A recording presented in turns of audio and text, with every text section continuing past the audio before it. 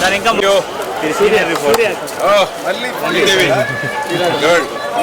Sir సూర్య ఆయన సూర్య ఏదైనా వచ్చారు అంటే మన బ్రాండెడ్ కానీ వాళ్ళు రారు కదా.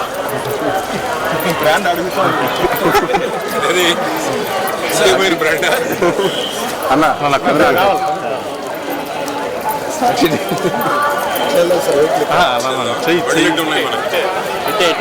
సార్ వైట్ పెయింట్ మీద సార్ వైట్ పెయింట్ మీద వచ్చాను సార్.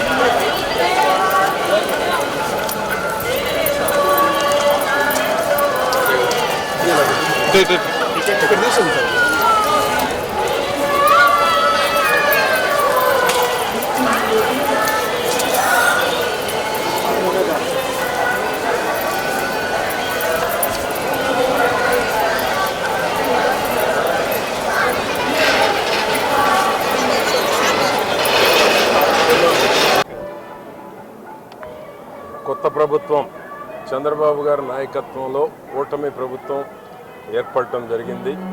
5 కోట్ల మంది ప్రజల యొక్క ఆకాంక్ష అభివృద్ధి సంక్షేమం జరగాలని, అమరావతి పోలవరం పూర్తి కావాలని, ప్రజలకు నచ్చినటువంటి ప్రజాపాలన అందించాలని ఏదైతే ప్రజలు కోరుకుంటున్నారో అటువంటి పాలన 12వ తారీఖు ప్రమాణ స్వీకారం జరిగినప్పటి నుంచి మార్పు చూస్తూ ఉన్నారు.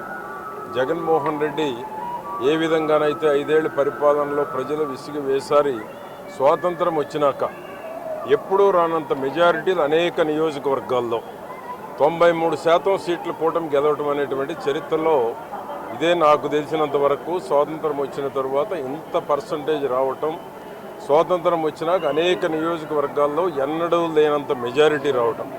దీనికి కారణం ఏంటంటే 5 ఏళ్ల పాలన మీద విసిగి వేసారటం, తీసుకున్నటువంటి నిర్ణయాలన్నీ ప్రజల ఆమోదం లేకపోవటం వల్లే ఈ యొక్క తీర్పు ప్రజలు ఇవ్వటం జరిగింది.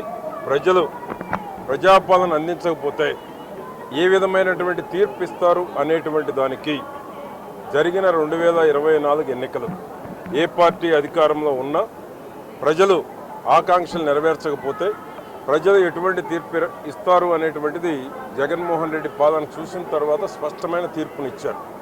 ఏ నాయకుడు ఊహించింది, ఏ సర్వేలకి అందనటువంటి ప్రజానాడి ప్రజా తీర్పు వచ్చింది. కాబట్టి 5 కోట్ల మంది ప్రజల యొక్క ఆకాంక్షలు నెరవేర్చడమే చంద్రబాబు కూటమి ప్రభుత్వం. పవన్ కళ్యాణ్ కానీ బీజేపీ కానీ రాష్ట్రం సర్వతోముఖాభివృద్ధి చెందాలంటే కేంద్రం పూర్తి సహకారాన్ని అందించాలి. ఏదైతే ప్రతిష్ట కోల్పోయినటువంటి ఆంధ్రప్రదేశ్ తిరిగి ప్రతిష్ట తీసుకురావాలంటే అది చంద్రబాబు నాయుడుకు సాధ్యమనేటువంటిది ఈరోజు ప్రజలు నమ్మి అధికారాన్ని ఇవ్వడం జరిగింది.